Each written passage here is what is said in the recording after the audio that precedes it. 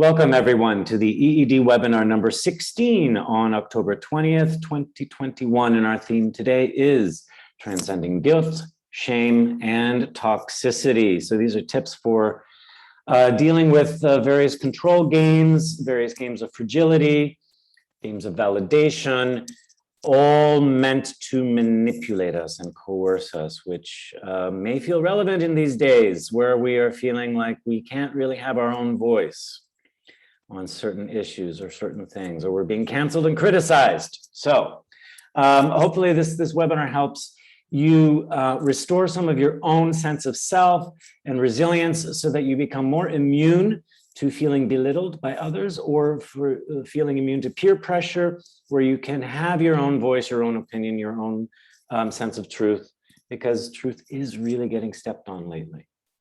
But this is a lifelong thing. Okay, it's not just what's happening in today's world. This has always been happening. And it's always a great idea to build your own resilience so you can counteract manipulative bids and control games, because they're happening all the time in family dynamics, friend dynamics, and even towards yourself. We do manipulate ourselves a lot, okay? So, and if you have questions along the way, for those of you joining live, please interrupt me to let me know. So what are we discovering? To be brief, we're going to look at the basic manipulation techniques that will aggravate your sense of fear or feelings of fear, the techniques that take control of you or belittle your self-confidence. So the three main areas are fear, security or control, and validation, or the sense of, do I exist? Am I worthy? All right. So then we're going to look at some simple ways to reinforce resilience in your own sense of autonomy, which will enable you to override some of these manipulative bids or traps of victimhood. We're going to talk about how victimhood can get indulged in, and that is also a way of manipulating people. All right. Manipulation isn't always, negative and by punishment. It's also by flattery and by aggravating weakness, or by heroizing weakness. We'll look at that. And then some tips to recognize and counteract potentially toxic games of control. And when I'm saying toxic, it's that it's being fed over and over and over and over again like a poison, and it's just gradually debilitating you and continually weakening you. So these are toxic games of control, obligation, shame, and virtue politics, like virtue signaling, which is, again, another way of heroizing oneself and belittling you. All right. Can feel good to virtue signal out there, but it is a form of manipulation. All right. So anyone have comments or questions here? It's just so far on what I'm about to offer. Does this trigger anything for you? Just please let me know. You're all good? Okay, great. All right. So for those of you attending live, I know you're quite familiar with EED, Emergent Essence Dynamics. For those of you listening to the recording, you may not be so familiar with Emergent Essence Dynamics. So very briefly, what is it? What does it do? What we're doing, it's a universal model. We're capturing the fundamental process of human transformation, basically the very most fundamental patterns that we follow in our growth and change process, and how we program ourselves in order to react, act, and behave. All right. So this applies to coaching, leadership, mediation, facilitation, healing, and personal growth. We can use this to monitor ourselves, grow our relationships. It maps out how we can build resilience within ourselves and how we can restore our autonomy and use that as a foundation for transformation. If we are not feeling resilient within, if we are not connected to our own autonomy, then change is meaningless. Change will only happen because it's out of fear and reactivity. And what ends up happening, it's a false transformation. And we snap back to our original programming. Nothing really changes. The only time we'll really change is when we are changing by choice, by will, and that means we are feeling resilient and lucid. We are not in a reactive mode. So how do we know if we're in reactive mode? It's through the way we act, behave, and the kind of energy that we are feeling or that we emit or radiate. So we are looking at relationship dynamics. How am I behaving with myself? How am I behaving with you? We are in relationship to self, other, the world, and even time. And then if you are a coach or a leader or a facilitator, your client is in relationship with you. So they are in relationship to themselves, to the people around them, to the environment, to time, which is past, present, and future, and then to you. Those are 5 areas to look at relationship dynamics. Everything is following a natural pattern, a fractal pattern, meaning little patterns that stack up upon each other. It's always the same pattern trying to work itself out from the smallest level to the largest level. These are fractal cycles that we experience, and they determine our patterns of behavior, our patterns of change, growth, and it also our creative process. How's that? So how does this relate to patterns of manipulation, patterns of control that we are experiencing in our relationship?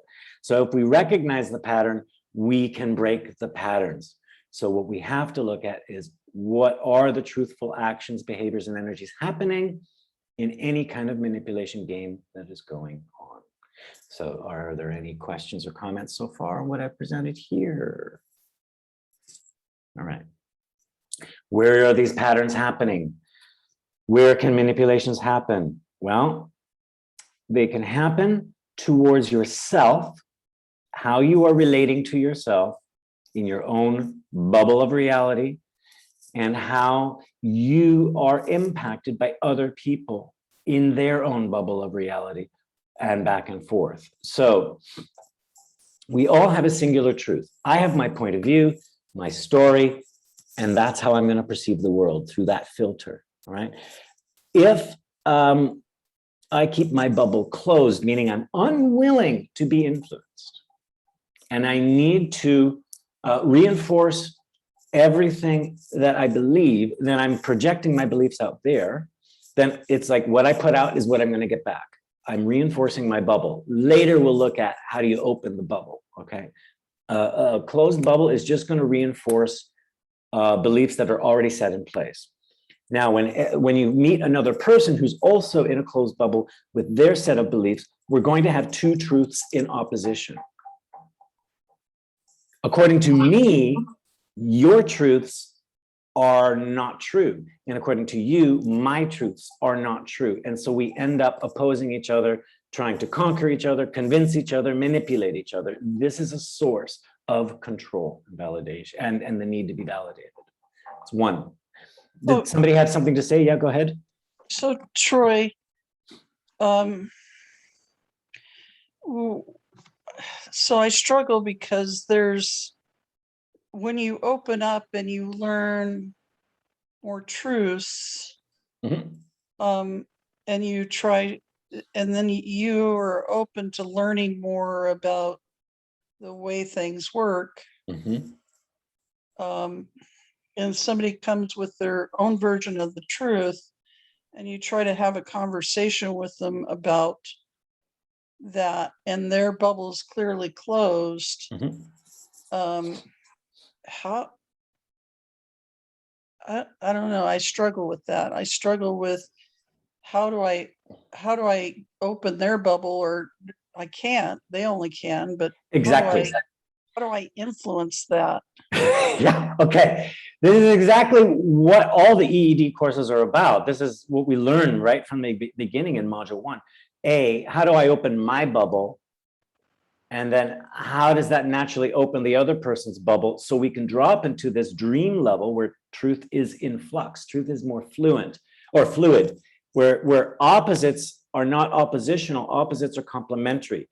The key here is when the bubble is open, then you're willing to be influenced. You're willing to get over your perception of things and go out and discover the truth of what's happening in their world and allow yourself to be influenced by their world.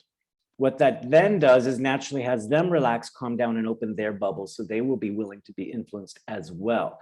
The secret here is I am first. I open first, and that is a vulnerable act because I am putting myself at risk to be hurt, attacked, etc., etc., etc. This is why it's important that I connect to essence, which then connects me to my resilience. So I must be in a resilient state in order to open. If I'm opening conditionally, look, I'm opening, so should you, then what I'm actually doing is I'm playing a game. I am now manipulating. I'm not really at the dream level. And that's what we got to watch out for. Why am I opening? Am I opening to change you? That's a manipulation, all right? Now, as a coach or a facilitator, you want to be in this dream state of fluidity, because by you opening and being receptive, your group, your client, they will open and be receptive. And that's then where we can start making all the rearrangements and they can have a transformational process. If you're unwilling to open and be influenced, neither will they. And you're just going to be fighting with your clients through their change process. They're not really going to change, and they'll be fighting with themselves. Now, I'm going to ask you, Annie, if that helps make any sense. And towards the end of the webinar, I'm going to walk you through the steps of exactly how to open. But just let me know, Annie, if that's how that is for now. Yeah, that makes sense. Okay. So what happens is, and this is what we learn in Module 1, EED Module 1, Revealing Essence, we learn how to drop, open that bubble. The other person naturally mirrors it, but then they might wake up and say, no, I want to close it, and then we'll naturally mirror that. So we actually follow each other. We're going to go back and forth in this toggling motion between game and dream. That is a natural rhythm. Now, out there in the world in life, some people never get below this red line, consciously, I'll say. There'll be moments when they open, when they feel very, very, very, very, very safe, right? But how do you, what we're teaching in EED is how do you cross this red line consciously, willingly? You're not waiting for safe space to do it. You're doing it. Why? Because you've cultivated your resilience. You've created your own internal safe space, all right? You're not dependent on others to make it safe for you. This is what creates fearlessness. This is what generates courage, right? I noticed you smiling there, Alina. Did you have anything to say on that, what I just said there? I just was curious. Not particular. It is just that it helps me a lot when I start my coaching sessions to, you know, to feel in all my cells that I am okay and I am complete and I have everything at hand in that moment. And I realized that my relationship and my connection with the client, it's almost instant. It's in 5 minutes. It's yeah, it's instantaneous. When you drop, so do they. You don't even have to say anything. It's a complete energetic shift. Exactly. You feel their face change. They feel it. We feel these things with each other. Yeah. It's almost like a shift in the electromagnetism. I do not know quite how to describe it. We have measured the brain, and the brain will change when they drop into dream and source.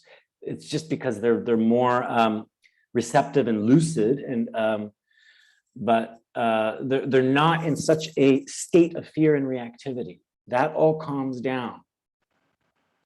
And then what we train is how will the client generate this within themselves, for themselves, at the level of source. That's what source is the level of where now there's not even an ego or an identity at play. Just it is a sense of unity. There is unified truth. This is the level of all potential, infinite awareness. Everything can be true. This is your source code programming. And then from there, you can draw up what is it that I want to program into myself. And I can reprogram my dream, my game, my story. But it comes from source, right? So the rhythm of what we do when we're working with any change or transformational process is we start with story, get to learn the game, crack it, drop into dream, which then drops into source, where they're the most, it's like dream is like toggle mode on your iPhone where you can switch your apps around. Source is getting in behind the app into the source code, all right? Here is where we're so receptive and flexible, we can lucidly reprogram ourselves. Then come back into dream, work it out, then we can become more rigid in a new game, which defines a new story. All right, we need all 4 levels. The point is the art of this is to learn how to go from to freely travel between all the levels. All right, out in the world, we're always playing games and we're always telling stories. What we're not doing so often is dropping into dreams so we can really learn and benefit from each other. All right, hot and cold can work together to create a greater range of temperature. Black and white can work together to have a wider spectrum of degrees of light and darkness, and all the shades of gray in between, all right? So it doesn't mean we have to live in a hot world or a cold world. Hot and cold are working together to define each other. That's what we mean by dream.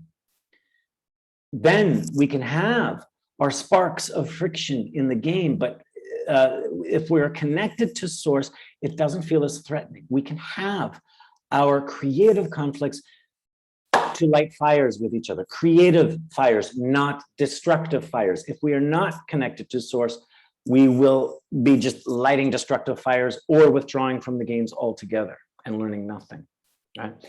So, and then we can share our stories. I have other webinars on that in more detail, especially how we can find unity through diversity. But for now, the level of story and game is a level of fear and reactivity, and this is where manipulations happen. This is where we feel the toxicity, the guilt, and the shame, all the control games, all right? It's at this level. How do we immunize ourselves from it is by dropping into dream and source, where we are experiencing resilience and lucidity. I am not feeling obligated to anyone here, but I am also feeling unconditionally generous and like I cannot be harmed. Therefore, there is nothing to fear at these levels. Therefore, you can't hold anything over my head, right? Any questions or comments there? This is one way to look at modes of consciousness, modes of truth, and how we can move through different dynamics of relationship and where the manipulations live. Okay. All right. Another way to look at it, and then I'll get into the specifics of how the games work. So what's going to cross that red line? Simple acceptance and fascination. Judgment, acting on our judgments, acting on our fears and judgments is going to keep us above the red line. If we suspend the fear and the judgment and then accept what's happening, it doesn't mean I have to like it, but then become fascinated with it, I start opening my bubble. Again, I'll show you those 8 stages of relationship, but those are the first steps. Acceptance and fascination will start opening the bubble to dream and source. The other thing is for me to build resilience within myself, which I'll also show you. Yeah. Let me, so I can see with like some clients I've had where we can, like Alina said, we can make that connection and we can go down into the dream and they're open. And then they're telling their story, and at some point you see something about their story that you have a question about or you're curious about, and all of a sudden they're seen. They're seen now, and you may suspect something about this information that could help them or ask a particular question, but then all of a sudden they go back up into the fear and reactivity because they've been seen. And maybe subconsciously they know, but consciously they haven't dealt with that issue.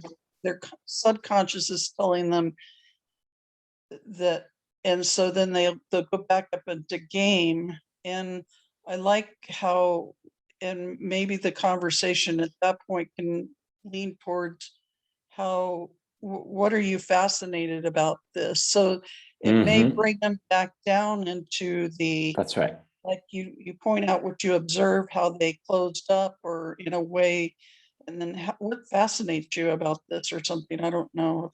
That's right. No, that's right, Annie. If I focus on what closed them, it's going to keep them closed. If I refocus on what was that spark that opened them and have them revisit it, look at it, stay with it a little bit longer, and appeal to their sense of acceptance and fascination, that will have them open again. And look, the first time they drop consciously, it's weird because they feel like, I have no defenses here, and yet I feel safe. That's weird. I got to cling on to something. I got to have something to hold on to, because they might feel like they're in free fall, and they might only experience that for 1 or 2 seconds, and then it's like, got to close back up. It's like, it's a little overwhelming. If I've been breathing toxic air my whole life, and then suddenly I get a breath of fresh air, it's weird. I need my toxic air because it's what I'm used to. It makes me feel safe. That sounds screwed up, but it's actually a natural phenomenon. It's almost like I'm safer in my own toxicity than I am in the clean air. It takes a while for me to acclimatize. So yeah, what happens is when somebody drops, they'll naturally close. Just focus on, okay, what was there? What had them drop? As opposed to, why did you close back up? Because that's a closed focus. You want the open focus. All you want is to keep returning them and returning them and returning them to dream and source level, knowing that they might only stay there a few seconds at a time. But every time, if they've done it once, they can do it again. And every time they revisit, they stay a little bit longer until they actually sustain it themselves. It only takes about 5 or 6 times for them to drop, and then they start sustaining it themselves. Especially if you've got the right kind of a focus, which we train you on, how to help them sustain it, how to build that focus so they do sustain it, all right? There's very specific ways for that to happen. Just looking at the chats here. So, story, yes, can also be a self-protector. This is what Kirsten was saying. So even Annie, when you said, ooh, if I mention something and suddenly they swell and they open, I don't know if that's really dream or source, or if I'm just heroizing their story and they're feeling safe because I'm in agreement with them, or they feel seen, right? That could be just, I'm appealing to the sense of validation. That doesn't mean that they've dropped. This is where it's tricky. How do you tell they've truly dropped, right? It's when they're okay unconditionally. All right. If Kirsten's saying, I close immediately when I'm not connected. When I'm disconnected from resilience, I can't be in dream. Yeah, that's right. You're in a resilient place in dream. So if you're not building resilience, if you're not highlighting resilient states, like, what are you enjoying right now? How, despite all, how are you okay? Those are some resilience building questions. What you're experiencing now, how does that feed back to your well-being? What is it nurturing or nourishing in you now? These are resilience building questions. They'll naturally start dropping because they put their focus on, aha, I'm alive. I feel my life force. I feel vital. I feel permanent, timeless. Something is unconditional within me now. That's my vitality and will to live. That is going to take me into the resilient state. Now I can naturally start relaxing, calming down, and opening. So true. Okay, let's look at what that looks like. Here is ego versus essence. It's another way of looking at what's the difference between game and dream. We have 2 versions of ourselves. I know I have this in many of my webinars and I keep reviewing it, but it's vital. These are versions of ourselves. We have our pathetic self, our resilient self. They're both oriented towards action. They both came from our essence. Call this the personality, the identity, the ego. Call essence, the higher mind, the source, the spirit, whatever you would like. But we don't live in essence. We live in an identity vehicle, an avatar of a personality. Now, this is our individuality. Naturally, our individuality is separate from essence. It feels separate, individuated. The difference between the pathetic self and the resilient self is the pathetic self feels that disconnect, that gap, that separation from essence. The resilient self feels plugged into essence. It feels like it is bridged and joined to essence. Therefore, it can take action from a resilient place. It has a foundation, a timeless, permanent, and limitless foundation. Whereas the pathetic self feels disconnected, and it can in fact feel abandoned, rejected, thrown out, whatever, but it has to fend for itself. Therefore, it is driven by emptiness and fear, and that determines all its actions because it's trying to find a foundation. It's always asking, am I okay? And it's seeking an external source, some kind of an external foundation of wisdom, creativity, etc., because it does not believe it possesses that itself. So it's trying to reconnect with essence, but it never looks behind itself because it will never pass through that gap. That's like going through the birth canal and saying, I'm never passing through that tunnel again. It came from the womb of essence where everything was taken care of. They were in a space of limitless. They don't even need to breathe or eat because it's all provided for. It's a wonderful place to be. Then suddenly, boom, they're pushed out. They say, I'm traumatized and I'm never going back there, ever. But I really want to re-enter that feeling of safety in the womb. So it's going to look for other things as an external source. Now, it's always seeking a source of power. What's going to get it power? Validation, which means, yes, I exist. I am worthy. I belong. Or control. Yes, I have it under control. I can make sure I exist. I feel safe and secure, that I know I can continue my existence, all right? And guess where manipulation focuses on? The gap. The more I aggravate the gap, the more I freak out the pathetic self, the more I can influence and determine its actions. Now, if I am aggravating the gap and I present myself as an external source of safety, I've got you. I've got you trapped and in the palm of my hand. And this is how I can control you, through validation and control, as long as I'm aggravating the gap and I am your source. Does this make sense? Your captor is your keeper, so to speak. Feel free to comment.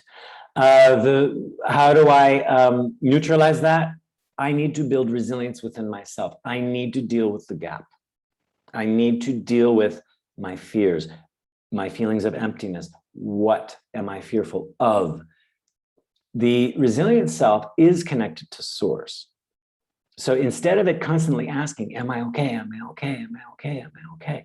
It says, I'm okay. Do you see how simple that sounds? I'm okay.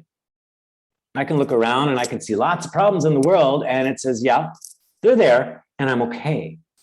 So now I can decide, now what do? I decide to create. I'm not creating from a threat of survival. I am creating from the ability to create. I create because I can, and I want to express essence. I want to express the beauty. I want to express whatever I wish to express. And I can make the world a much more beautiful and beneficial place, but I'm not threatened by it. And then I can make a far more beautiful and lucid creation. This is making sense. I would love to hear your thoughts here. So Kirsten, you're saying, so to a certain degree, validation and control is normal, but the fine line of dependence is crucial to, we have to recognize that line of dependence. And that's what I'm going to show you in the next slide is, creating codependency is what is going to make it toxic, okay? And when we allow ourselves to feel dependent for that validation and control is when we are starting to allow ourselves to be victimized. Now, if I choose that and I choose lucidly and consciously to be dependent, and I don't have a problem with that, I actually can be resilient in it. That might sound weird, but if I'm fighting myself and shaming myself and guilting myself, saying I shouldn't be dependent, but I don't have the strength to fight it, I'm now starting to play games with myself, and I'm starting to feed myself my own toxins and sufferings. So we are social animals, as Kirsten is saying. We do need to belong, but do we need to belong or do we thrive together? Do we need to belong together or do we thrive together? There is the difference. If we teach each other to thrive together, and where it's not just 1 + 1 = 2, but it's more like 2 × 2 = 4, where we're multipliers and amplifiers of each other's creativity and resilience and strength. There's where we can thrive and be in mutual respect. We can work at the dream level with each other, where we are open bubbles. We can allow each other to be opposites to each other, but complementary, and thrive together with unified diversity. If we say, well, I need you and you need me, therefore we belong together, we may start to control each other. And then there's the possibility that I send you away because I've decided I don't like you. You're not helpful, okay? When we are in a resilient place and connected to source, there is no reason to cause injury or harm to each other. There is a natural ethical code that emerges. But if I'm coming from pathetic self and I'm driven by this emptiness, this gap, this fear, I will start to injure and harm others in order to survive. That is where harm and injury comes from, okay? It's from indulging in the gap or the aggravated gap. Is that making sense to what I'm saying? The difference between resilient belonging and then fighting my way to belong, all right? All right, so let's look. What we want, though, is we're not here to eliminate pathetic self. That is not the point of what EED does. Again, we want to move freely from story to game to dream to source and then back. The pathetic self is useful to identify the problems in the world. Where can things be still improved? Where are the potential dangers that we can address and then create? The resilient self could say, I'll build a bridge. I'll build a nice, wonderful bridge across the river. The pathetic self will say, is it safe? Resilient self will say, wow, if it's safe, I can swim. If it's not safe, I can swim, whatever, I'm resilient, I'll survive. The pathetic self will make it safe and secure. The resilient self finds the ways to make it safe and secure, if that makes sense. The pathetic self identifies the problem. The resilient self has the creativity to provide the solutions. The pathetic self will not provide solutions because it doesn't believe it possesses the creativity. It's aggravated by that gap. The resilient self is connected to the source, okay? Now, by the way, this is the same person, just 2 sides of the same coin. One is feeling disconnect, one is feeling connected. So if we learn how to create a relationship between our disconnect and our connect, and if we train ourselves how to connect and disconnect, we can use both sides usefully, if that makes any sense. How you guys doing? Because then I'll show you the specific ways. Oh, Kirsten's saying fighting to belong sounds very much like Instagram. Yeah, or Facebook or Twitter. It's designed to aggravate this gap and have you begging for validation. Did you see my post? Did you like it? Did you like it? Did you like it? Oh, you liked it. Oh, wow. Okay, so let me do some more so I can feel even more liked. Oh, you didn't like it. Something's wrong. Something's wrong with you. Something's wrong with me. Social media is designed to aggravate the pathetic self. All right, moving on. How do we aggravate the emptiness? These are our keys to manipulation. So here's first chart. We can call this baiting and blackmailing. There are 2 ways. A, I'm going to aggravate the weakness in you, that gap, all right? The emptiness, the victimhood in you, all right? So I can do that through control by making you feel fearful, threatening you, or I can make you feel obligated to me. You owe me, or you owe this to yourself, or you owe this to neighbors. So what I mean by external control is I'll put something over you that makes you recoil in fear, which is going to make you act and react. Or I'll put something in you so you feel fear within, because if you don't fulfill the obligation, then you failed. Now that can bring into feelings of guilt and shame because you didn't fulfill your obligations, right? But also, so obligation can move you into feelings of guilt and shame, validation, all right? Or put stress on yourself. What if I don't fulfill that obligation? Then what's going to happen to me and my security? So that's internal fear, all right? Now, I can also play with your sense of self-worth or belonging. Like, if you don't do what I say, then you're a bad person. That can make you feel guilty. It can also make you feel ashamed. It's really that simple. Comments, questions? Fear, obligation, guilt, and shame. As long as I put the fear in you, or I make you feel obligated to me or someone else, if I make you feel guilty about what you're doing, or I make you feel ashamed of what you're doing, that's an internal feeling. I can have some control over you, because I'm always aggravating that little red spot, that gap, that pathetic self that's going to make it try to survive. So if I'm making you feel guilty or ashamed, you're going to try to please and say, oh, no, no, no, I really am a good person. Oh, no, I'll do exactly what you say so that I can feel okay, because I have your recognition and approval, and now I belong. Or I threaten to throw you out of the tribe through fear or obligation, like, we will leave you behind. We will close the door and you won't be allowed entry anymore. Or, we're all following the path. Why aren't you?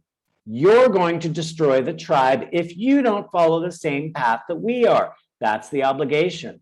And then, because the whole tribe is going to die because of you, that's on your head. You're guilty. Shame on you for being so evil. How dare you think that way? How dare you question what we're doing? Sound familiar? Fear, obligation, guilt, and shame is a way to aggravate your own internal weakness and inflate your own sense of victimhood. Comments? Yeah, Alina. Yeah, when I can see it done, you know, one person to another, but somehow I also feel like we do that to ourselves. Absolutely.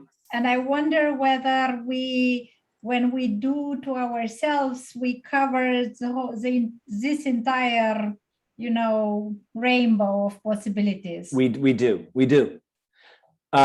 What is our internal dialogues are no different than the external dialogues we have. And actually what we teach in EED is it does start internally. It's an internal program that ends up getting projected out there.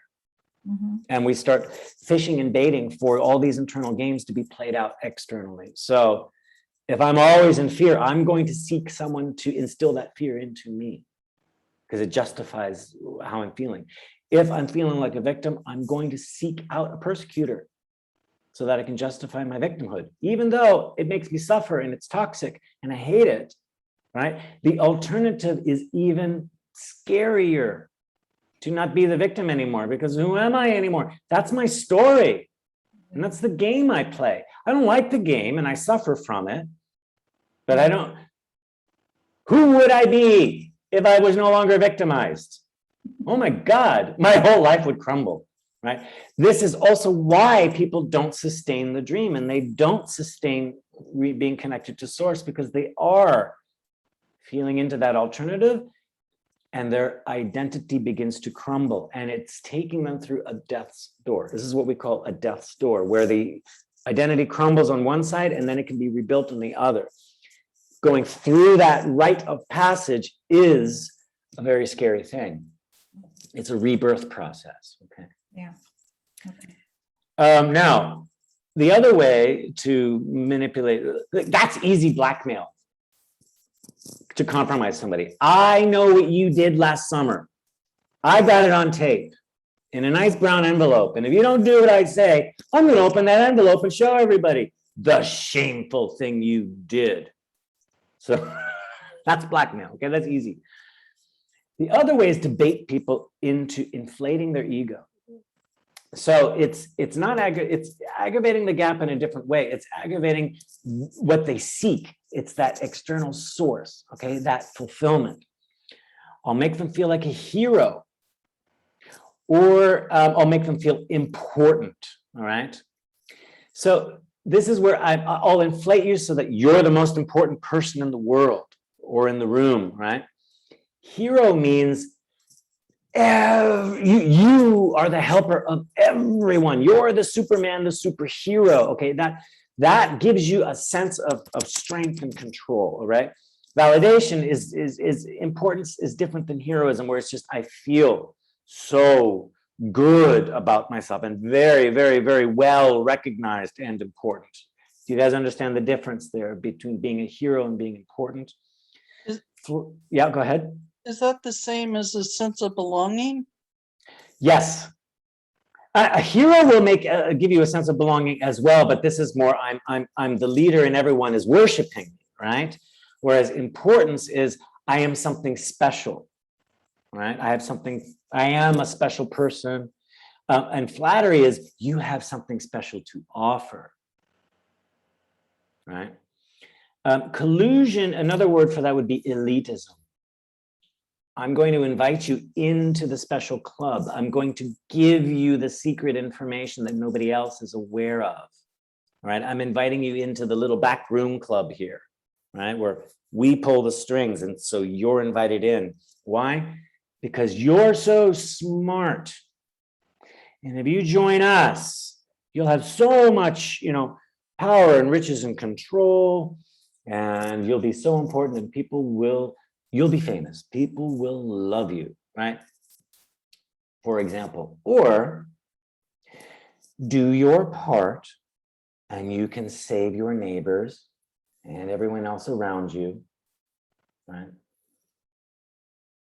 And everyone will look at you as being a hero, and everyone will look at you as you followed exactly the instructions in line, etc. You're helping to save the world by doing exactly as we said. Wear your mask.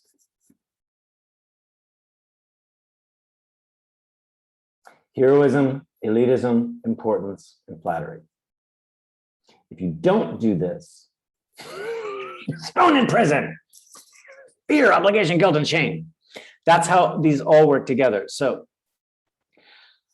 there are validation games of I need to feel important. I need to be acknowledged, recognized, flattered. Feelings of control, where I need to feel like the hero. I need to do the special thing, right? Feelings of control where I'm afraid or I feel obligated, or feelings of validation where I feel really guilty or I feel really ashamed. All of these are motivators for me to act, but they come from two ends of the same spectrum. Clear? Not clear? How is this looking to you? What's resonating or what gets stirred up in you? Anything? Because I have more to show as well. Okay. Let me know if this upsets you as well. Feel free to disagree.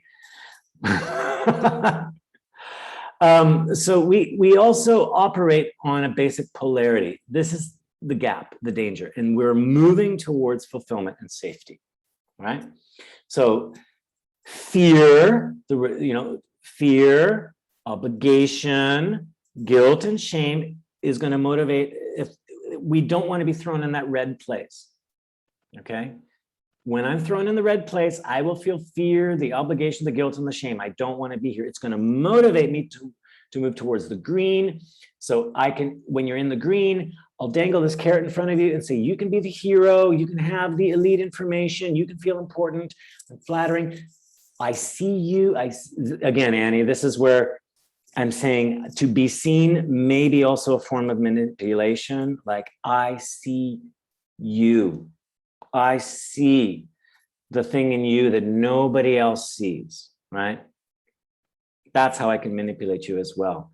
And then you open your heart and you cry and you feel vulnerable, and I take you in and I start controlling you and puppeting you.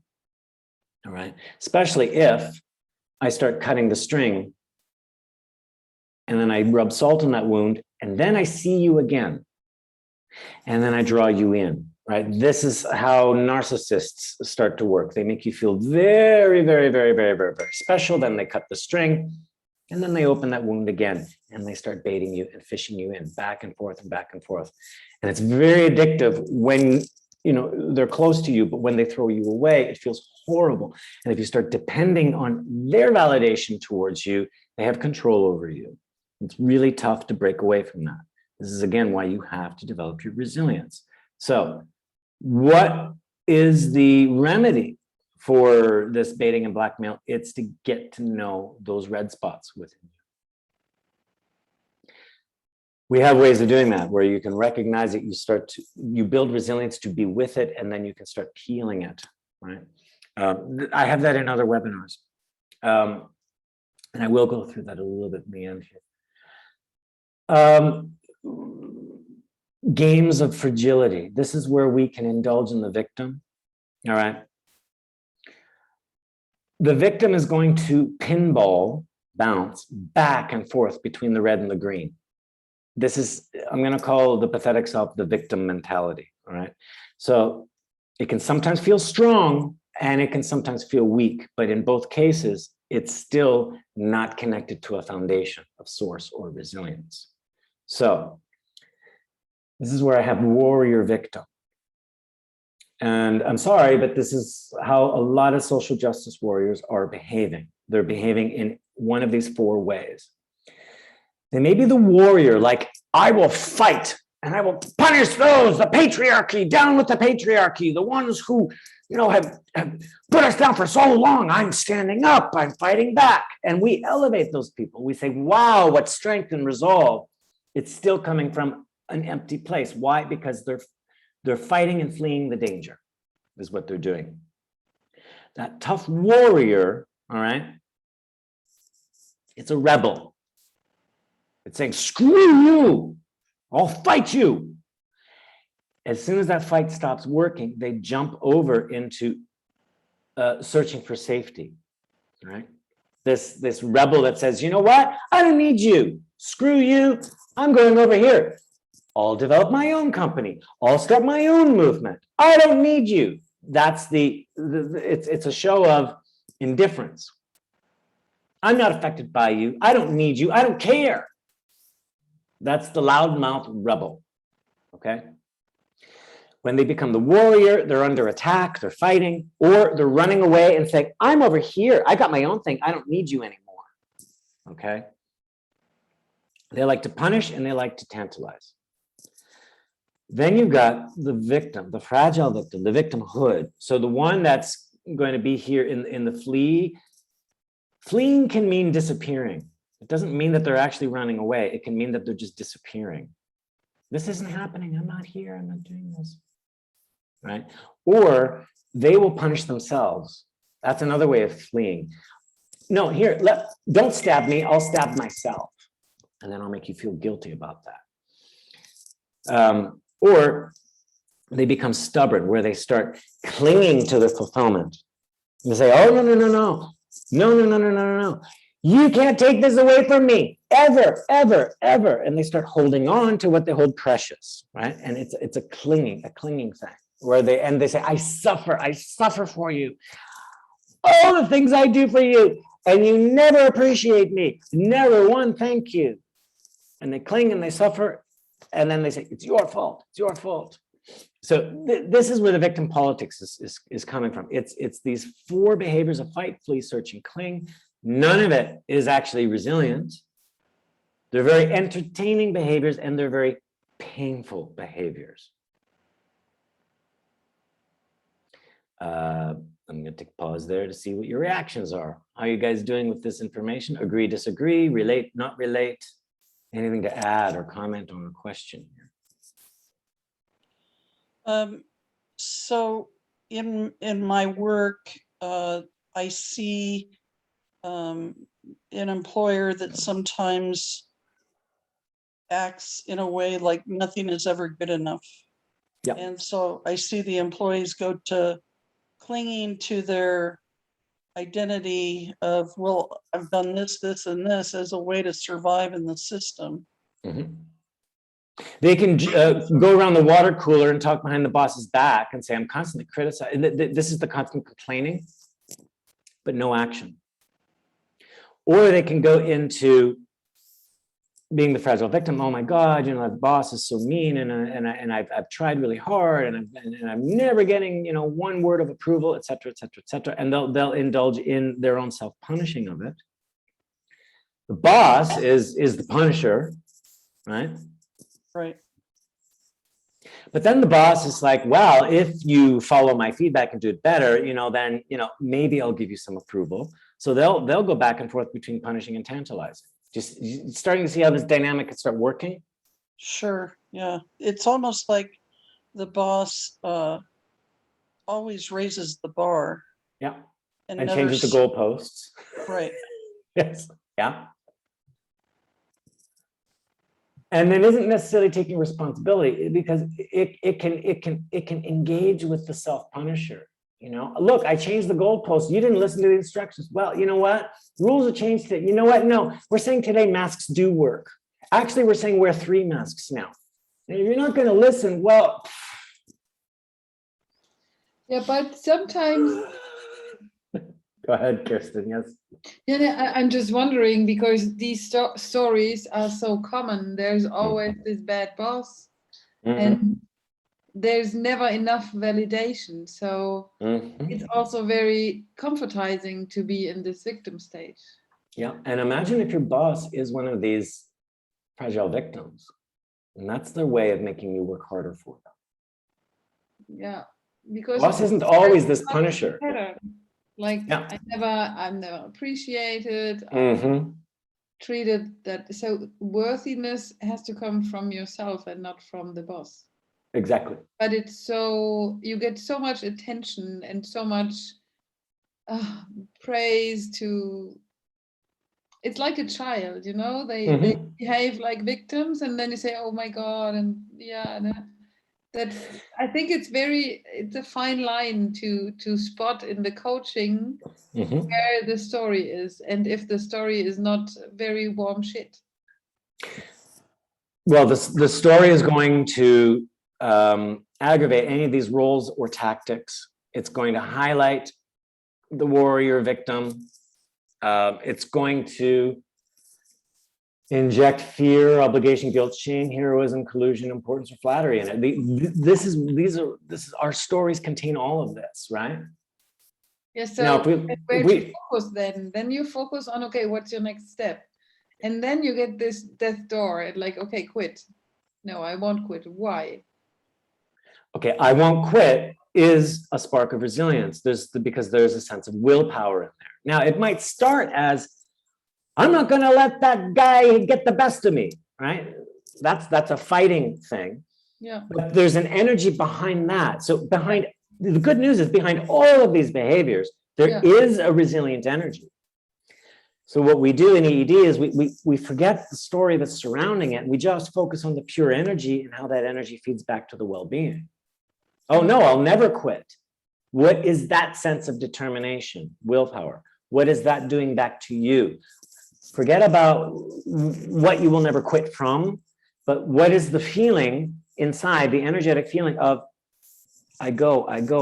There's something in me that just will never quit. What is that? Oh, it's like a motor turning within me. Oh, how does that affect you? It feels warm. I feel energized. I'm starting to sweat, right? Yeah. Right. And then how does that feed back to your well-being? That converts it into a resilient energy, right? Yeah, and from there, creativity again. And then creativity. And then when we bring them into a sense of permanence and timelessness and being unconditional, they know that that energy never goes away and it can always be accessed at any time. So it's not dependent on outside circumstances. They'll never lose it. They'll never lose connection with it. That is the sense of being connected to source and then taking actions that thrive. But what I maybe I did it wrong. What I recognized working like this, they become so dependent then from this resilience. So, oh my God, when it goes away, and oh, what do I have to do to keep it, to stay there, to, you know? Yep, that's when they So, start objectifying, right? Then they've Yeah. gone from resilient self, it's broken away, it's become a pathetic self. Now they've said, oh, they've made resilience this external source. Yeah, exactly. And that's hard to work around. Yeah, For me. well, I don't know what to do then. Because so here, I'm dependent from the concept. And okay, that's, so here you ask again a simple question, any variation of, how are you still okay? if you're You lost that resilient self, you lost connection with it. How are you still breathing? How are you still here? How are you still alive? Despite all of that loss and pain, how are you still okay? So the formula is, despite all that, how are you still okay? And they'll find something. And then if they say, oh no, I'm completely collapsing, then I say, are you dead yet? And that snaps them back. Say, no, I'm not dead. Well, then what's keeping you alive despite all the collapsing and the pain? no. Again, you're looking for the simple spark of energy, that spark of lucidity. The spark came back in their eyes, right? Because it's so easy to get overwhelmed. I know that might sound cruel, but you treat it with a sense of humor. When you're coming from your own essence, nothing can be destroyed here from essence. It's infinite. It's a sense of permanence and timelessness, and that whatever comes, I know I can and I will deal with it. Even if I don't know how, I'll find the way. That's that sense of willpower and vitality. And it's not a fighting feeling. It's just a fact. I lose everything, fine. But there are things you can never take away from me, and it's not that I need to cling to them. I can give it away generously. There's such an abundance.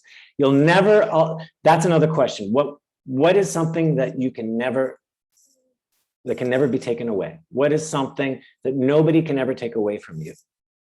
Could be sense of humor, my love for my children. It could be my appreciation of beauty. It could be anything. My ability to smile, my ability to crack a joke. It doesn't matter. That's a spark of permanence and resilience that can be developed. And we work with that as well, all through the module 1.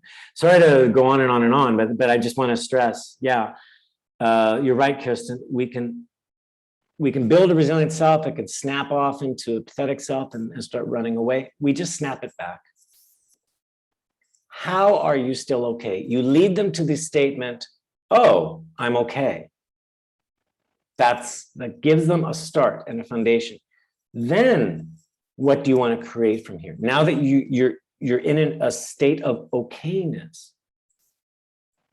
and you got that energy running through you, now what will you create? So this leads us to run that energy through the system. How are you still okay? Well, or what is permanent and timeless? Whatever energy you're feeling, what is permanent and timeless about that energy? What can never be taken away in that energy? What feels unconditional there? When you ask what is unconditional, it has them not depend on outside circumstances or anything external. They know that it's self-generating and self-perpetuating within. It can be a simple quality with a sensation, and it's located in the body somewhere. Why do we want a sensation in a body center? So they can track it as they circulate it throughout themselves. Oh, I feel love in my heart. Oh, great, great. What's the feeling of the love? Oh, it's warm and fuzzy. All right. So we've got quality, love, unconditional.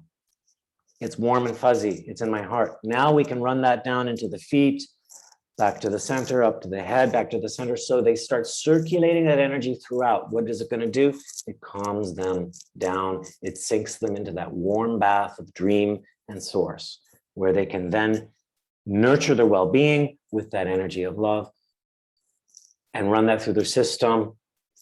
And they start building more and more strength and resilience within themselves. And it's not dependent on anything. Not dependent on anything. Self-generating, self-perpetuating, and unconditional. Then you can extend that loop so that they join that energy to the world around them. How? By letting that energy run into their feet and down into the earth, back into their center, up to their head and out to the sky, and then back to center. The image everybody gets about that is it's as if they imagine themselves as the trunk of a tree with deep roots and branches that extend outward. And this energy runs through them, and they can, in a relaxed, calm, and creative way, engage with the world around them.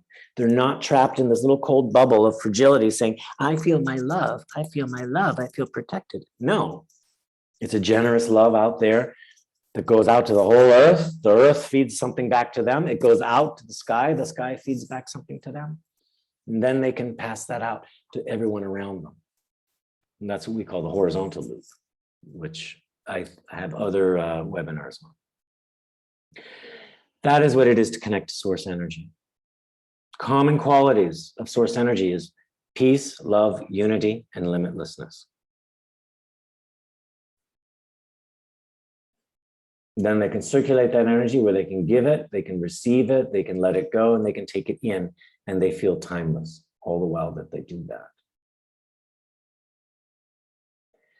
I recommend watching webinar 9 from 2020, which is Core Vitality and Resilient Wellbeing. That's on the YouTube featured channels playlist. It's on our YouTube channel. We have a featured playlist. You'll find that in there, along with a bunch of other webinars. But that's key for how do I build this loop? That will show you how. And that's what we focus on in our modules. Another thing that we focus on in module 1 is how do you open that bubble? So I'll briefly go through this. There are other webinars as well that cover this. So here we have two people. They're each in their bubble, their own realities. They can see each other and then they act upon each other. That's what we mean by recognition and creation. I see you, I recognize you, now I'm going to act upon you. So that creates the semblance of a relationship. However, what am I recognizing? I need to process what I'm recognizing into what I know within my own world. So I'm not actually interacting with you, I'm interacting with my perception of you. And if I act upon that perception, I'm actually acting upon my judgment of you. Judgment's neither good or bad, it just means I'm not actually throwing myself out there into your bubble to find out what's going on. I'm making assumptions about you based on what I know in my bubble. So I'm not really in relationship with you. I'm in relationship with how you look on the edge of my bubble, like a movie. All right. So this is what keeps the bubble closed, is when we act upon our judgments and perceptions without checking them out. All right. So if I want to open my bubble, I need to temporarily suspend judgment and need to move into acceptance. So for example, I see you, Alina, you have brown hair. Oh my God, brown hair doesn't work with me in my world. I need people who have blonde hair because I find brown-haired people very threatening and mean. So I'm going to act accordingly, right? So I may want to change or modify what I'm seeing in front of you, but I'm certainly not going to accept that you have brown hair. I'm just going to reject that, right? What I need to do if I want to open my bubble is I need to say, okay, Alina has brown hair, that is a fact. Brown hair is brown hair. I need to actually build a little bit of resilience within myself to be okay with that. It's not that I need to like it, but if I'm going to deal with Alina, I need to get over the brown hair. Now, what will help me get over it? Maybe to accept it, say, okay, brown hair is brown hair. What is it like to have brown hair? What are brown-haired people like? And I start accepting it for what it is. It is what it is. Then I can start to become fascinated and throw my attention over there on the actual person, not on my thoughts about them, so that I can actually start to discover who they are and start to learn who they are and possibly appreciate who they are. Meaning I'm going to take that information back in and let it affect me. That's going to open my bubble. When they see that I'm affected, that opens their bubble. So through acceptance, fascination, and appreciation, honestly done, genuinely done, will open the other person's bubble. We start to relax and they let go of their perception of me. We begin to mutually discover each other and enjoy each other's company. This starts to create an expanded bubble of reality. Now we're joining our bubbles. Now we're in more of a dream state where we can freely act upon each other. We can actually engage with each other, meaning, okay, I'm in with both feet now. I'm not hesitant. I'm in with both feet, where I can truly pass the information back and forth. I can discover you and be affected by you. This is where we participate with each other. We're acting upon each other, being affected by each other. We are actually then influencing each other and co-creating. This is what dream state is. We are fluidly co-creating each other. It doesn't mean that I'm dragging you over to my side. It's that I'm discovering your side and letting that influence me. You are discovering my side and letting that influence you. That is a truthful relationship of co-creation. That's the open bubble state. This is what we spend all of module 1 doing, because it's so just as easy as it is to open, it is easy to close. And that actually is the reality. We go back and forth between open and closed bubbles. And there is information to learn in both states. But we are not really used to staying in the open bubble state. Kirsten, did you want to add something or say something there? How did you know? Because you lit up, your box lit up, that's why. Oh, okay. I just unmuted. Yeah, I think that when you opened your bubble and then you see there's manipulation, then you go through like, okay, participation and create. You try to create, and then it's important to say, oh, I recognize that this open bubble state doesn't work with you, and then from acceptance you can actively choose to close again. So yes. it's not obligated to stay in that open bubble when you don't feel good. And this is what we maybe sometimes miss to say, that it's totally okay to stay in closed bubble when it's for self protection or something. Yes. Or I had to learn this, that it's okay or better for me to close just by, okay, I recognize this is not good for me. I accept it. What can I learn from there? Oh, I'm still okay. And I can be in my bubble and it feels good. Yeah, I am not saying to eliminate the closed bubble state. Yeah. I'm saying that you don't learn anything new in a closed bubble state. If you want to learn new information, you're going to open, right? Yeah. But you're both going to open, right? If the relationship can't be one person closed, one open.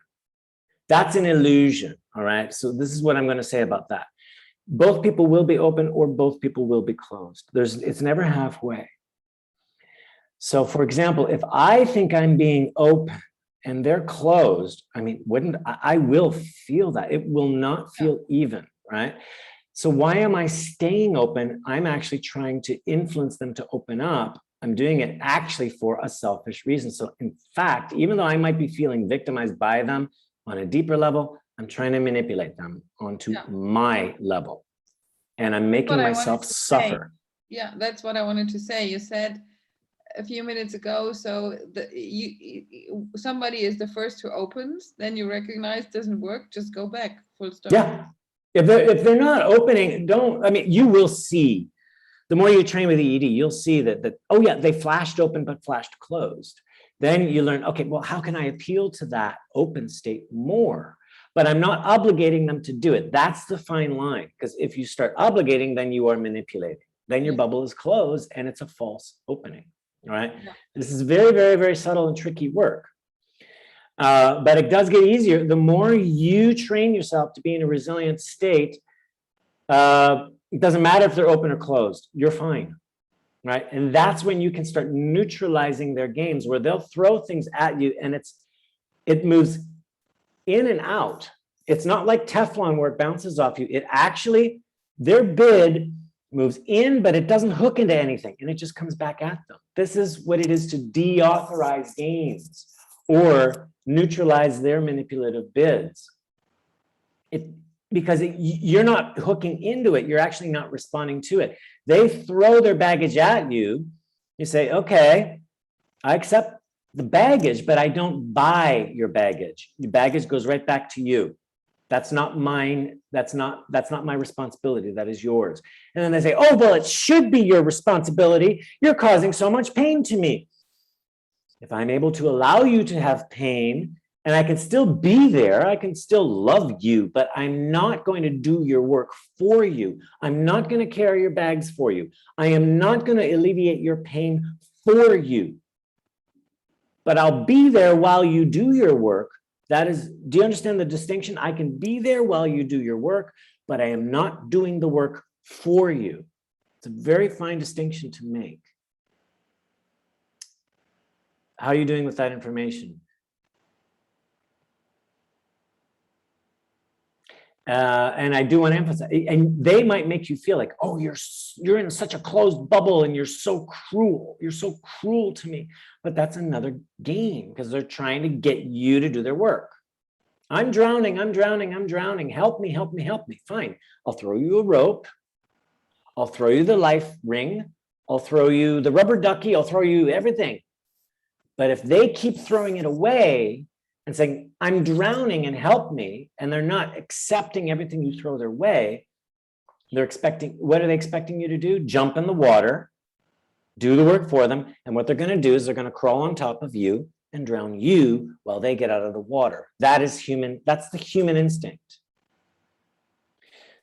So at what point do you walk away and allow them to drown? How are you so resilient to endow them to be so resilient that you let them drown? You let them sink in their own misery that they are creating. That sounds really cruel and really mean. But if you're offering help and they're not taking it, and the only help they'll accept is if you drown in their misery with them, that is not helpful. It's not sane. So at what point are you willing to walk away? Because then you're free of that game. Sorry to wag my finger. But you are free of that game. And when you can, then send them the energy of strength. When you can say to them, look how you're flapping your arms. Look how you're kicking your legs. You're swimming. What? No, I'm drowning. Wait, look at my finger. Follow my finger. Wake up. Boom, boom, boom, boom. What's the energy you're using to drown? Yeah, but it's so painful. Well, what energy are you using to scream back at me? That's the resilient energy, right? That's, again, get them to focus not on the story and the circumstance and the pain and the suffering and toxicity around them. How are they surviving in it? What's the survival energy in it? That refocuses them. So they focus away from what's causing the pain, and they focus away from the pain itself. They look at, how am I withstanding the pain? How am I tolerating the pain? What is that energy I'm using within to tolerate or withstand? How is that a strength within me? And keep focusing on that. How does that feed my ability to live? What is that vitality? How does that feed my well-being? How does that nurture me? That is how you get a drowning person to start swimming, because you're refocusing them. How does this? And that's how you can work with yourself as well.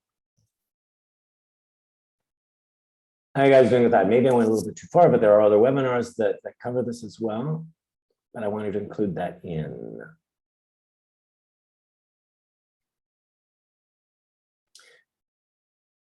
So I wanted to, I know we're over time. Thanks for staying the extra time. I'm hoping it's worth it to you. Summary. What's the key to any game? Restore your own resilience. Embrace the basics of life. Decide your thresholds of pain and discomfort. From a resilient place, you can start to address those pain points or places of discomfort. And you can accept them and then start to become fascinated. And then as you gradually look at those pain points, and I have another webinar on how to deal with that, deal with your shadow, right? There are other webinars on that. Just simply look at it, feel it briefly, know you're resilient, know you're still there, peel it away, see what's underneath. It's connect, peel, discover, connect, peel, discover. when you reconcile your own fears and your past skeletons, you are allowing yourself to move through death's door. Yes, you will be crumbling in identity, but you are liberating yourself from manipulative games, because all these games are going to grab those fears and skeletons. When you can begin to atone, be at one with yourself, when you begin to forgive yourself for whatever you're holding over your own head, nobody can hold it over your head anymore. So it's reconciliation work. I do have other webinars on that. And that's a reason to come take EED as well, because it's all about that reconciliation, that internal reconciliation. When you can cleanse yourself, meaning cleanse out those toxicities, those fears, etc., those pain points, the red dots, right? When you can start to cleanse yourself, to feel the freedom of a simple state of timeless being, that is your essence. You allow that essence to be your compass, that feeling of permanence, timelessness, that vertical loop that you run through. That's your timelessness. It's nothing else. It's not a book. It's not a guru. It's not any kind of state of being. It is simply you in your essence. That's where you have your own inner wisdom. That's where you will feel a natural sense of internal authority, internal divinity, internal connection with everything, and a natural code of ethics as well. Because there is no, when you are feeling whole and complete within yourself in that essence, there is no need to cause harm or injury. And in fact, you feel incredibly generous. Know your baggage, and then throw back their baggage. That's also an easy way to, no, I don't accept that game. That's their baggage. Know your own wrongs and your unfulfilled promises. Know your own bids of injury to another and atone for that within yourself. But don't take on their wrongs, and don't think you have to fulfill their promises, and don't take on their daggers of contempt or injury. Don't think it's your fault. If somebody is plunging a dagger into you, a dagger of toxicity, calling you a name, that is not your fault. That is their choice to stick that dagger into you. Do you understand? And when you do that to someone else, I'm guilty of it. Atone for it, right? Forgive yourself and ask for the forgiveness, and then atone and do the repair work, right? There is no need to cause injury or harm to anyone. Anything else is not your concern. You are not responsible for somebody else's choices. All right? You are not responsible for someone else's choices. That can go a long way. Keep yourself in check. Do not play manipulative games. Notice if you are, check your behaviors and then counterbalance any bids of fear that you give or that you are receiving. So if you notice, oh, I think I'm manipulating this person. Well, don't go and start punishing yourself, but just check in. Okay, what am I fearing here? If I take away that bit of manipulation, how am I still okay? So what am I really asking for? What do I really want here? That's internal work, all right? We're all playing manipulative games, but if we want to do our work and progress, we can start recognizing what are the games we play, and then we can start doing the work on ourselves. And come take EED, and it makes it a lot easier because it's all prepackaged on how you can build these vertical loops and recognize the games and open the bubble and all that, right? You don't have to do it alone. Do it with proper supervision and training. Always reconnect your own vertical loop of resilient energy. Enjoy what that is. Enjoy what that brings you. There are healing effects that it gives to you. When you're in an unconditional state and circulating that energy through you, it's restorative. Then you can start projecting that restorative energy onto everything that you connect with, onto everyone that you meet. No obligation that they need to accept or reject it, but you can start radiating that energy out. It calms everyone down on a subliminal level, at least. So, final point, love your neighbors unconditionally, but do not try to impress your neighbors, because then you're playing a game of validation and control. Image and flattery is a manipulative trap, okay? Love your neighbors, but don't look back to see if they're noticing that you're loving them. Because you're playing into image, Flattery, just love them. Be simple, unconditional with your friends, your family, your neighbors, your coworkers. Offer them help, right? If you're able to help, you can offer it, but don't expect to pay back. You don't expect to be noticed or heroized because you offered them help. And if they don't accept your help, don't insist. And if they do take your help, but they start, you give them an inch and they start taking a mile, don't give them the mile. Have them do their own work. Politely decline. Offer them guidance, but politely decline to do their work, right? If they're going to drown, let them. And there's nothing wrong with that. But always make a bid to offer help. If it's not the right kind of help that they need or want, then that's fine. You can walk away and give them unconditional love from a distance until they're ready to help themselves. Comments, questions on that, on the summary here? What do you take away from as far as your own insights or learning, or what's new, what's not? I know it's a lot.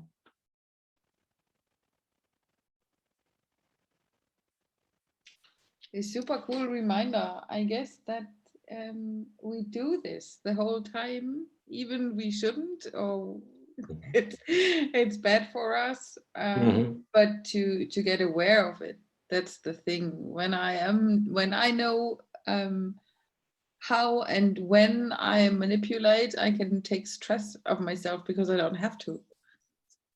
So sometimes you are thrown into manipulation because when you are in leadership, when you raise child, when everybody expects you to manipulate people. So imagine if you say to the kindergarten or to the teacher, oh, I let my kids drown. So yeah, I wouldn't say that. They Don't will get find their concerned. so I guess to normalize all that is important, and then to start working on it. Yeah, that drowning thing, so here's a simple image. I'm joining in with what you're saying there. Imagine a baby learning how to walk, right? You've got to allow the baby to fall. Now, you don't let the baby fall off a cliff. I mean, there are strict safety boundaries here. Exactly. But allow them to fall and learn how to get up, right? Yeah. Because if you keep saving the baby from falling, they'll never actually learn how to stand up for themselves, and they'll become dependent upon you. And then when you're not around, they will resent you. So you've set yourself up to fail at that game, right? So yeah, and you refuse them to have success. So they will exactly. never experience success and self management. So yes. So even if it's painful for you to watch them fall within reason, Unterhosenmann, yeah. build your own resilience to be able to witness them fall, but appeal to their resilience that they've fallen, that they can laugh, and that they can start to pick themselves up, as opposed to fall, cry, feel the pain, self-indulge, feel weaker, and give up. Appeal to their strength.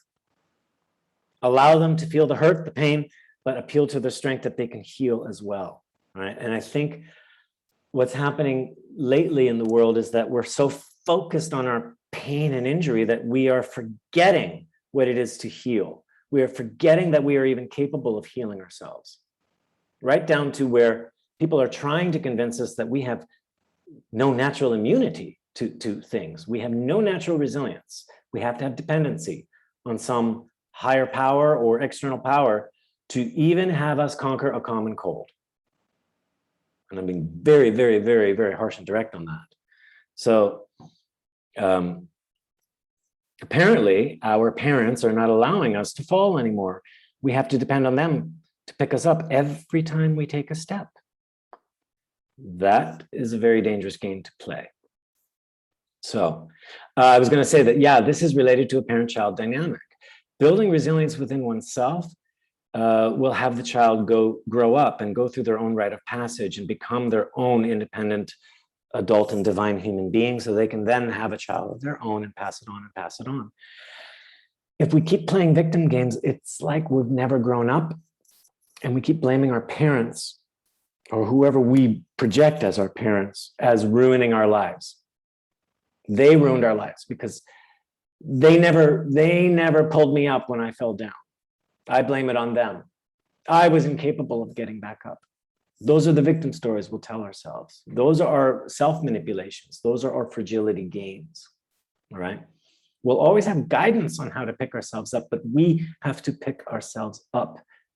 And we have to learn how to deal with that pain and cultivate the resilience to move through it and ask for help when needed. But it's not that we're asking people to do our work. Yeah, go ahead, Kirsten. Yeah, it's very interesting when you are in such a conversation, and 40-year-old, of course, they sometimes have to go through and process childhood things, la la la. But then there's a certain point you say, okay, now you are an adult. So how can you handle your life? And then that's, but I have to, and then. Yes. And you might get the response, well, that's so insensitive to say that. Of course, I'm a grown-up, right? Like, yeah. Well, you're not acting it like can one. be so warm. Yeah.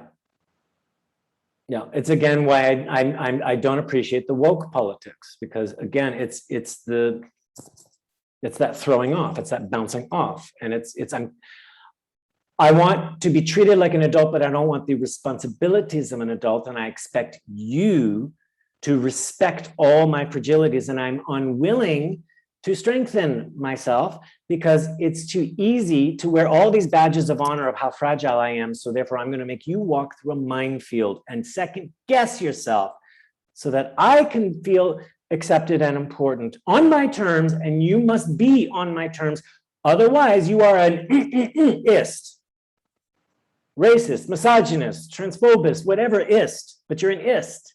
You're an ist because you're inconveniencing me and I'm unwilling to work on myself. That's really what's being said under the woke politics. Sorry to say. Yep. Another manipulative game. It's a fragility game, and it's about shaming you and guilting you, and it can become very toxic. But the most toxic game is going to play is that the person will never ever grow up, and they are digging themselves into a hole of dependency. And then all they'll end up becoming is cynical and bitter and angry and isolated, because they're just focused on singularities and they're not focused on unity. They're focusing on make me a hero, make me important, make me feel special and elite. And if you don't flatter me, then you're full of hate. Sorry. There's my rant. Any response to that? I'm sure everyone's hanging up by now. Clicking off. All right. If you'd like more, for those watching the recording, our next webinar is November 3rd. Enriching creativity and enjoyment. All right. It's going to be a nice, fun one. How to create creative flows and how to, access that resilience and that well-being and source material, all of that. And we will be restarting our modules. We're going to do a module 1, November 19th to 20th. I'm trying out a 4-day format, shorter Zoom calls per day so that North Americans and Europeans can participate together. And then we'll try it again December 3rd to 6th. I'm going to see how that 4-day format works. That's going to be on the registration site shortly. I just got to get it up there. If it's not up there, it'll be there within a day or two. Go to the Eventbrite site.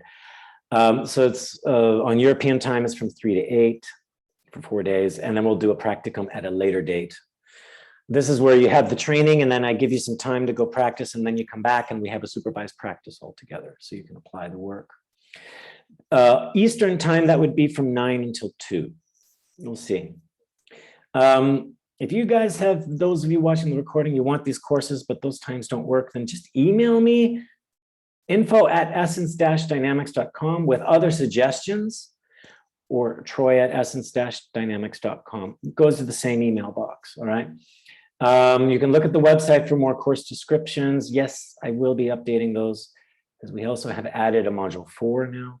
And then, of course, on YouTube, you're probably watching on YouTube already, but it's @EE Dynamics. Feel free to share the video, like it, and subscribe to the channel and get others to subscribe. Any last words from those of you participating live? And please do participate live. We love it because I love having your interactions and your questions. You help guide me. Any last words from all of you? Last chance, and then I close. I just, I'm learning, I don't think I'm a manipulator, but boy, after going through this, I can see where I do it, and I see where I do it on social media a lot too. I feel like I'm a gadfly. And look, don't go now into self-punishing and shaming yourself. No, we all play games. We all do manipulate, right? It's when we can become aware of it, then you can move into another level where you can become a provocateur. You can egg the game along, right? What we teach in EED is, you know, you want to provoke responses from people so they can engage with themselves and engage in the game so we can drop into dream more consciously, right? So it's when you're coming from a conditional place and attached to that, now you're in a manipulative mode. But if you can pick up on a game and play along with it to move it along and move people into a more creative and resilient place, then you're taking on the role of a facilitator. Got it.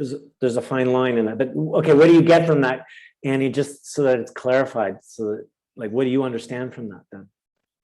Well, it's to provoke something, to provoke a conversation where you're both in resilience, and I think it's a fine line. It's and I push that line to try to feel it out, and I'm not sure I'm so good with the atonement part of it yet, and I don't know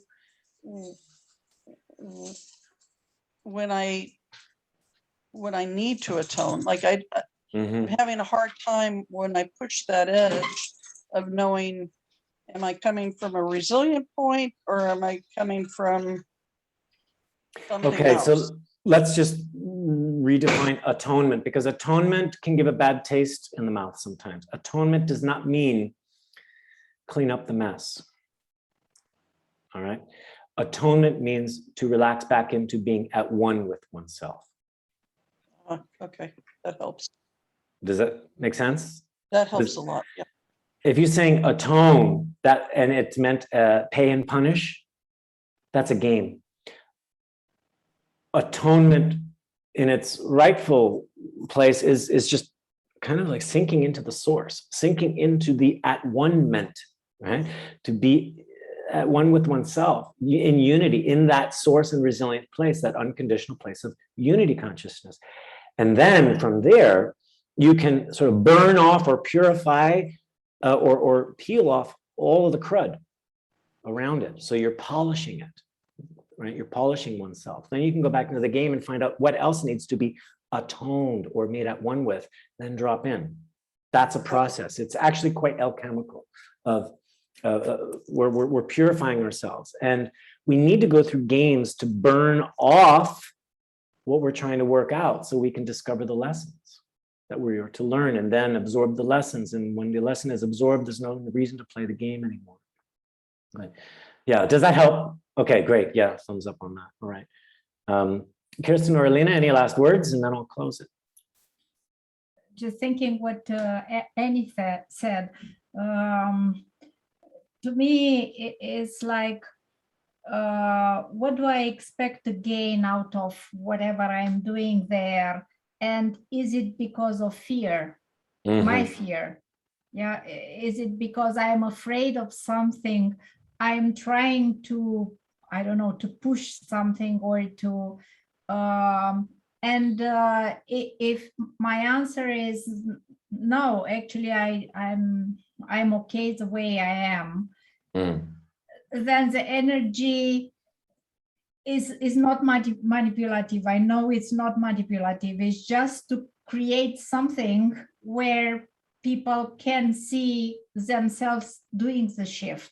Well, no, I'm not sure. Yes, no, it's so it's not about eliminating the fear.